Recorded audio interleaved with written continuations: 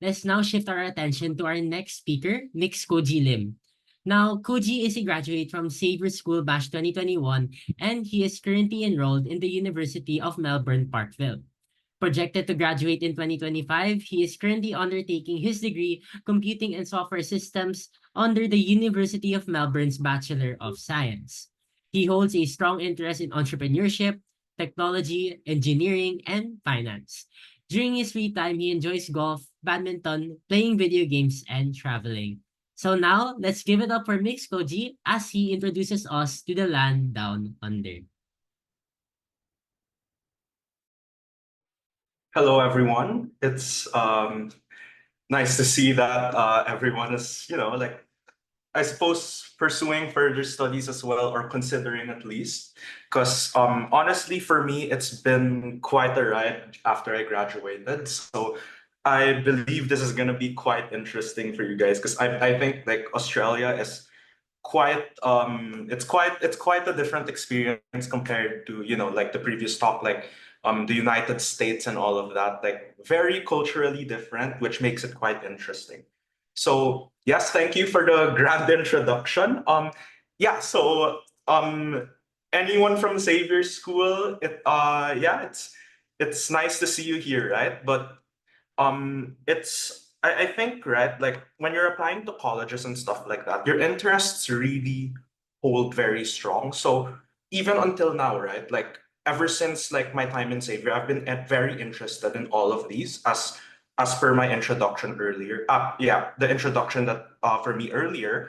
And yeah, and that's why I pursued my course, right? So I'll try to discuss how exactly I ended up in UniMelb, right? Just because honestly, right when I graduated, it was a bit messy just because that was like, I believe it was the peak of COVID.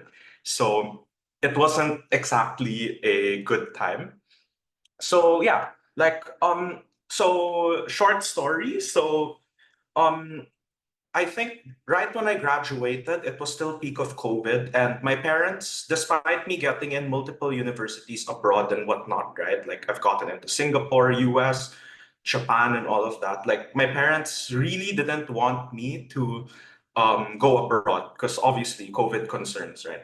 So during that time, I was asked to just go to Ateneo, and I just take whatever course I wanted to and see where I wanted to go after everything settles down, right? So during that time I took legal management, and during my 1 year in Ateneo I realized that the way the Philippines taught wasn't very conducive for my learning. Like I didn't like studying about like religion and stuff like that. It's coming from Xavier, it gets a bit tiring. Let's be all honest here, right? So, I realized that Ateneo was not the school for me, and during that time, I was also going more to. I was gaining an interest towards coding, software engineering, and all of that, right? So, yeah, I've really wanted to go abroad ever since like grade 10.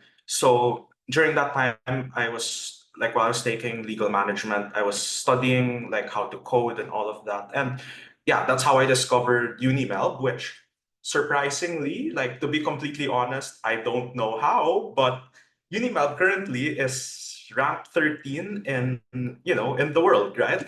So the reason why I decided on going to UniMelb was more towards because of the research programs and all of that, which from what I was told, that's what made them get to the place that they are now. But yeah, like just fun fact, right? Everyone's favorite tool, ChatGPT, was made by UniMelb graduates and sold to OpenAI.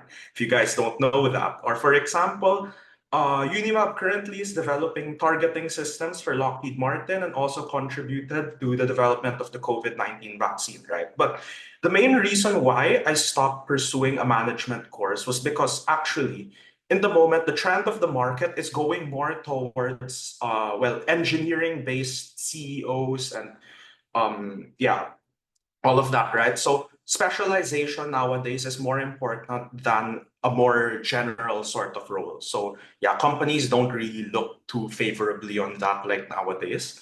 even with like you'd be surprised, like financial companies, like they prefer engineers, right?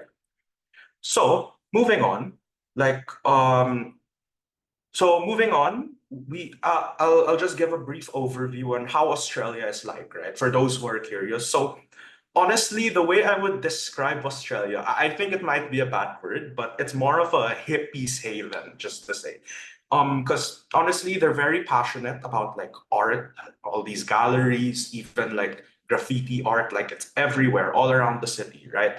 They love their food, very passionate about food, coffee, nature reserves, like from time to time, like I don't know, like you'll hear about like a kangaroo attacking a car, for example. I don't know, right?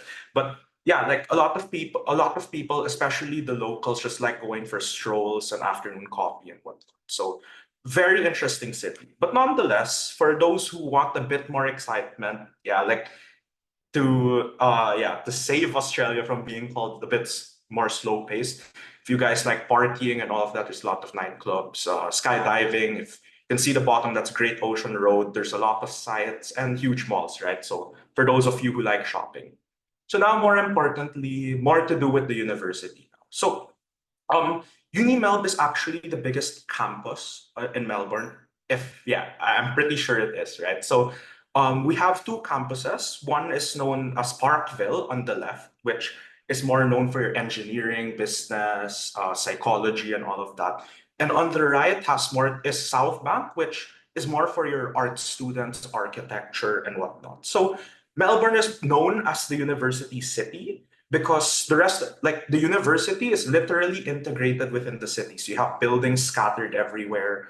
And fun fact, we actually take our exams in the National Library, which is a bit weird, but honestly, it's a bit fun. But given exams and the stress, I would never visit the National Library again.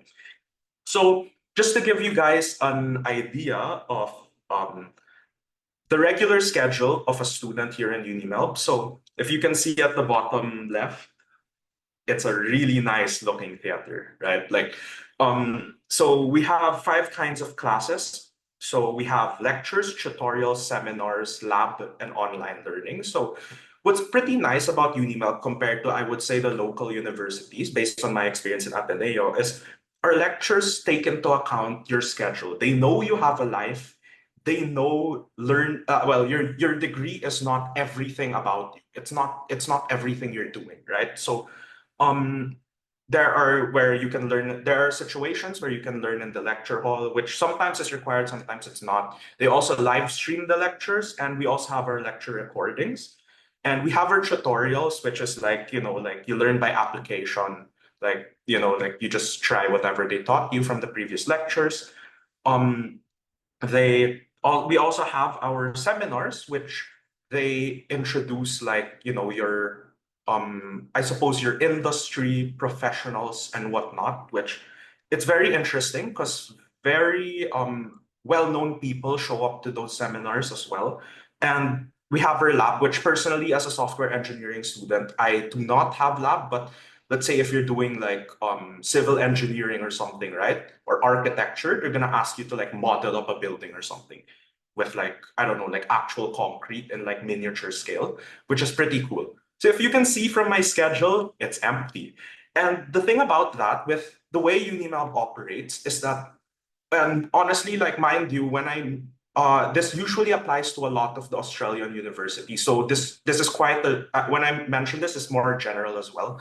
um you just have a few classes and they expect you to learn on the side. So these 4 days, you think, like, like, oh, this guy's not doing anything, right? But most of the time, like, um we're reading stuff, we're studying and all of that. Like, it's not as carefree as you guys think. So yeah. So now let's talk about, like, the stuff that I'm learning, since I think relative to local universities, and given my experience, and also like with friends that I know in the local universities as well, your learnings in the local universities, personally for me, is not as deep as I suppose the local unis in the Philippines, right? So for example, like, very interesting, currently I'm studying how to hack into servers, and we are testing it on the local uni network. So yeah, basically, like we can steal information from servers. I think in my next sem, I'll be learning how to make operating systems. I've already made games, databases, making different kinds of software. So it's quite broad, but at the same time, you go really in depth, which is honestly very fun because compared to all your theoretical whatnots, right? They really force you to do something that is very practical, which is honestly really nice, right? Like, not that many people get that opportunity, and it's more practical when you get into the workforce as well. So let's talk about the application process. So I provided here a link that you guys can just like type down on your browsers if you guys want to check, right? But um, generally it's quite simple compared to, well, I suppose like, in Singapore or US, like it's there, that one there's a lot of like stuff you have to do on the side. With Unimail, they accept that you cannot do everything. Like it's not, some things are not made available to you, right? So obviously they'll have their entry requirements, which to be completely honest, it's barely anything. Like they just expect that you graduated high school. Well, you're actually a student. You're not there to scam them, right? Like, um, you have to provide the supporting documentation, and they have their own portal, which a lot of universities in Australia, they do have their own portals for that. So if you want, just search up whatever school you want to apply to in Australia, and they should have their own portals. The application fees from Knowledge, I think I paid around like $100 something, but more or less that will be waived, which I will discuss later, right? And confirmation, it's pretty quick, honestly. Like you'll get your confirmation in less than a week because the staff here is really huge, like the staff body. And yeah, like generally though, like from my personal experience, I did not have an interview, but some of you may potentially have an interview. So I genuinely don't know. But from what I've heard from other classmates and group mates that I work with, like the interview isn't too bad, which goes for most universities. Like my advice for that would genuinely be don't be afraid, right? Because the colleges interview you not to like, I'm gonna ask you a question, and if you get it wrong, you're out, right? Like they don't do it like that. The way it works is generally more towards they want to get to know you, your aspirations, and all of that. So don't be too worried. And at the same time, Unimab requires an essay, which um, I suppose it's gonna be more fun than other colleges, just because it's a free for all essay. If you guys know what that is, it's basically write about anything and how it leads to why you wanna apply for Unimap, or like how it leads to your aspirations and goals, right? So make it inspirational, make it fun, right? So visa, the number one thing that people always ask. Honestly, the Department of Home Affairs in Australia is quite a pain to work with sometimes, just because their turnaround rates are very, very slow. Sometimes you could get a visa in a month. Like I think for me, I was like 1.5 months, right? So it's called the Subclass 500 visa. You can just search it in the link that I provided below. But generally, they require just a few things, but yeah, the processing time is just a pain sometimes. So you just need your proof of enrollment, which if you get in, the university will give it to you immediately. You need your overseas health insurance cover, which unfortunately is required. It's just a health insurance, but you cannot use a Philippines health insurance, which I've tried. And I suggest you do not ask them about this because they will laugh at you, okay? But you need to get from a local Australian insurance, which honestly, it's very expensive, but it will last you your entire schooling, like your entire time here in college. So it's okay, but well, as my parents said, just abuse the insurance, right? Because some things are free, so just go for monthly checkups. And a health certificate, they ask you to do this in the Philippines, so there are generally associated clinics with the with the the agencies or whatever, the departments, right, that process your stuff, the immigration departments, and you have to do it. No choice. So for me personally, since it generally the applications are full, especially for the the ones in Manila, right? I had to fly to Cebu. So it was a bit of a hassle, but honestly, like you got to do what you got to do if you wanna study in Australia, right? So for those who are questioning, what does it take to enter a course here in in UniMelb or generally in Australia, since I think this is more or less standardized. So if you're an IB student, which I was, um, the grades, they show it. It's already here. For example, this is for a software engineering course. They require you to just have a minimum grade of 31. That's the bare minimum. Once you get that, you're in. No questions asked, right? So I think for the Philippines, it would be quite different. But just the TLDR with that is that with your normal strands, if let's say your IB score honors would be around the 30. So 3.0 GPA, so they're just gonna ask you to get bare minimum, just get honors, right? It's obviously quite relative, but you just have to search what the entry requirements are, and they will happily provide it. Worst case, you just email them, right? But most of the time, they will ask for it. So they also require you to have, like a certification that you can speak English, as goes most universities. Which if you come from like a school that really teaches English by standard, then all good, right? Just ask the uni to sorry the your school to give you a certificate that you know how to speak English. If you're taking the IB, good on you. You don't have to take anything. But my tip is, especially if you cannot get that certificate from your high school, take the Duolingo exam. It's the best thing out there. Like, trust me, like it's very easy to pass. Like, yeah, like just do that. Like you can take the TOEFL, I think, as well. Not as easy, but still easy, I would say. Like, not too bad. So for applications as well, the other thing is for your essay, since it's a free for all, right? They really love a story. That's the number one thing I will always tell people who ask me for tips. Like a story where it's like, your general story that they teach you in English, right? There's obviously a challenge and you overcome and all of that, right? And how that relates to your goals and aspirations. So very important. That gets you ahead of most people already.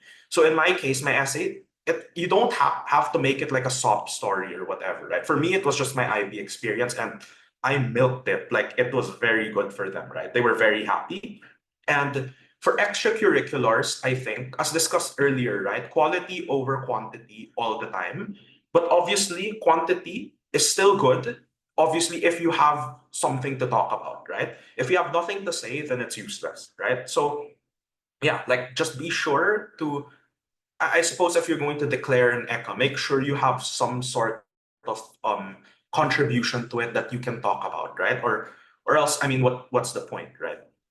So let's move on to scholarships and financial aid. So this is where I said earlier that your application can be waived. So when you apply to the university, they generally have some like it's like a international student grant or something. So as long as you're an international student, they give you 4,000 AUD immediately.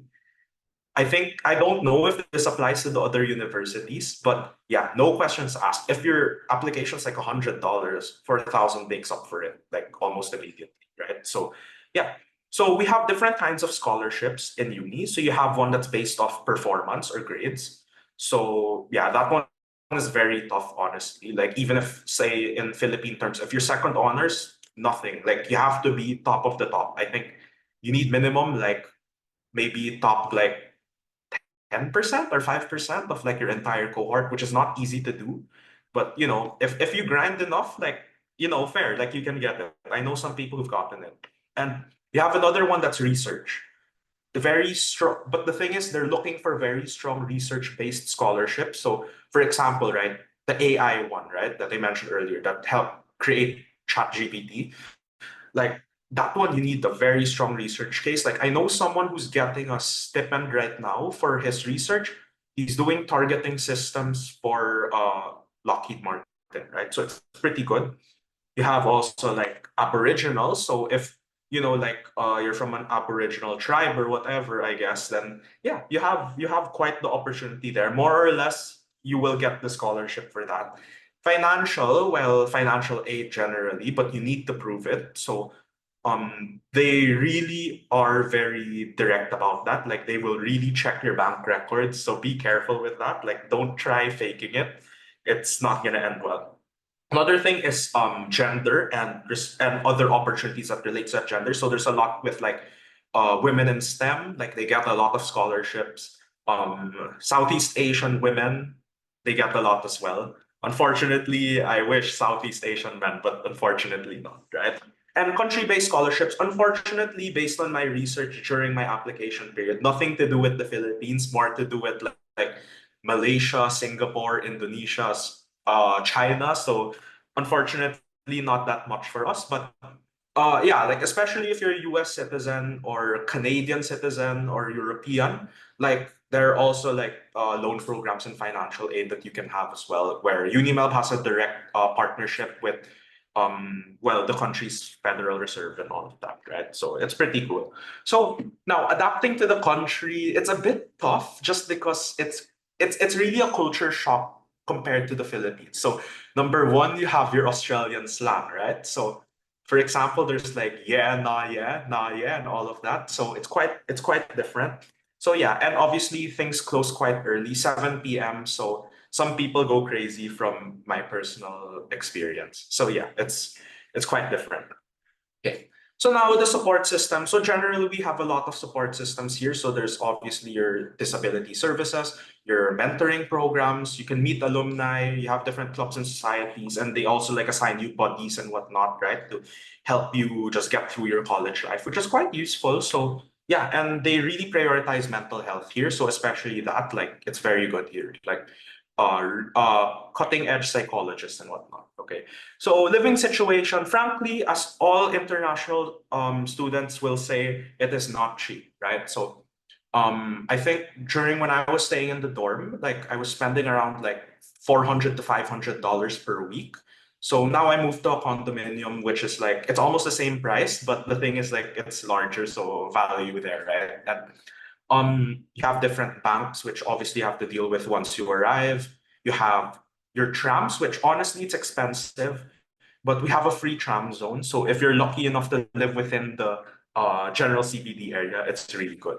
So now the attitude towards international students, it's a bit mixed where obviously it's like, you know, as goes all countries, it's like a mixed bag, right? So um, generally, the Australians love international students. They're very nice, you know, they're very welcoming. But at the same time, a lot of Australians are also concerned about, you know, immigrants or your international students taking their jobs, which obviously, understandably, it's not good for them, right? But if we're talking about the university in particular, UniMelp and most universities are more or less around the 50% mark of that their population are international students. So the best I can say is you're not alone, right? So that's pretty good.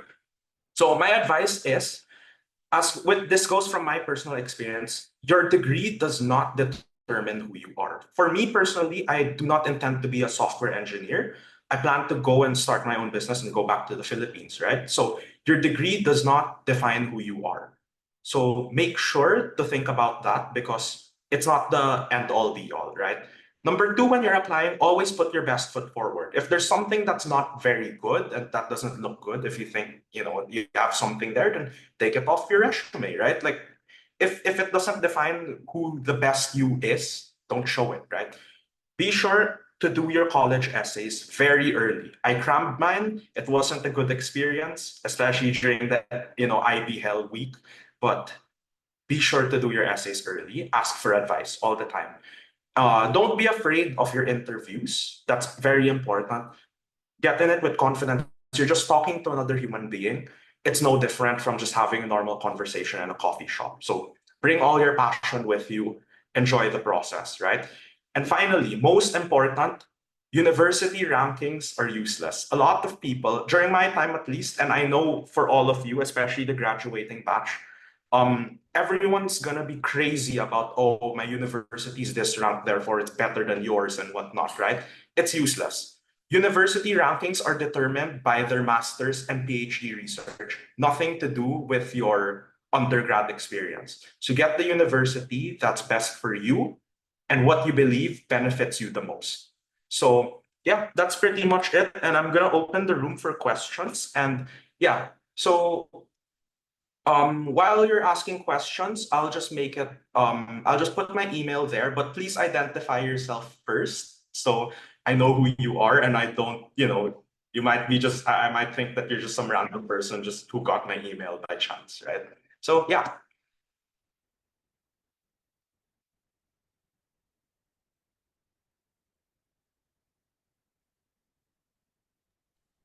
Hi guys. We'll be opening the stage once again for any questions. Please kindly type it in the Q&A below and we'll allot 5 more minutes for this. Thank you so much everyone. So most likely we'll just allot like 2 to 3 questions if ever possible. Thank you so much.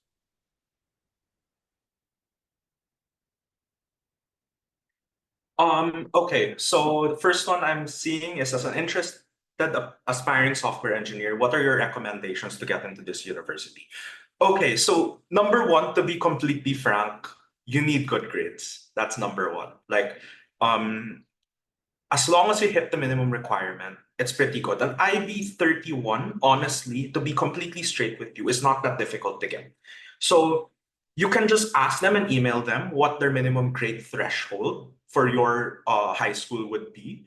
But I would say that honestly, just just like do your best in high school, show initiative in your resume. Essays, of course, like very important, but that doesn't have to be I suppose it doesn't have to be software engineering related, right? But take initiative and of course like do your research on the application process very early, but more or less you should be fine.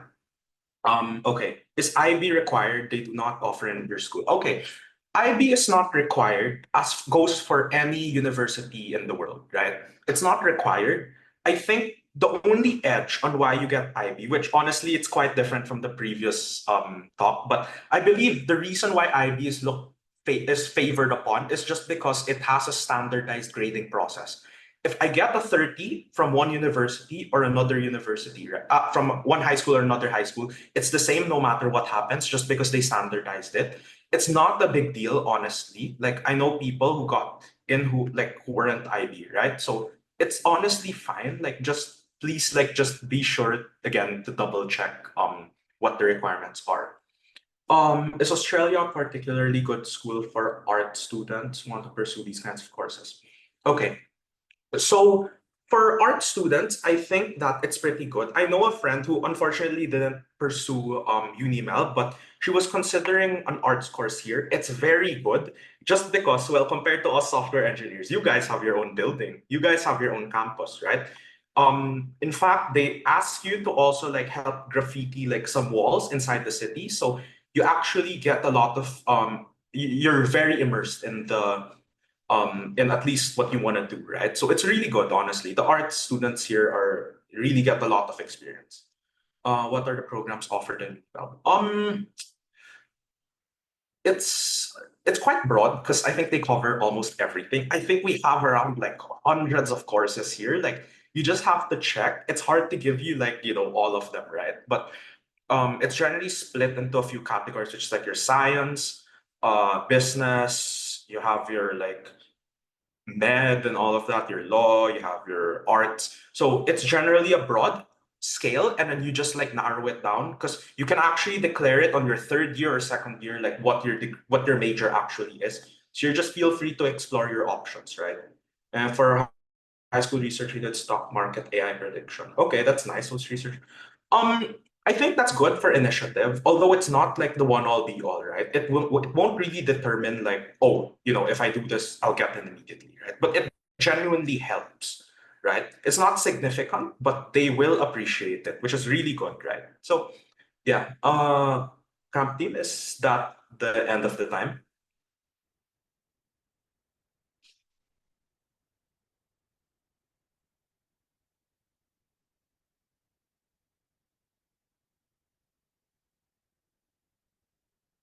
But yeah, anyway, if you guys have any questions, just feel free to just email me via my direct email, and or if you want, I'll just type it in the chat, right? If you want to message me through like Messenger or Instagram, like just feel free to, yeah, just send the message, right? So yeah. So that's it for the Q&A session. So for those of any additional questions, they may proceed to the Google Forms shown on the screen right now. Again, we would like to give thanks to event sponsors, LIMS Review Center, AUG Student Service, and AECC Study Abroad Consultant.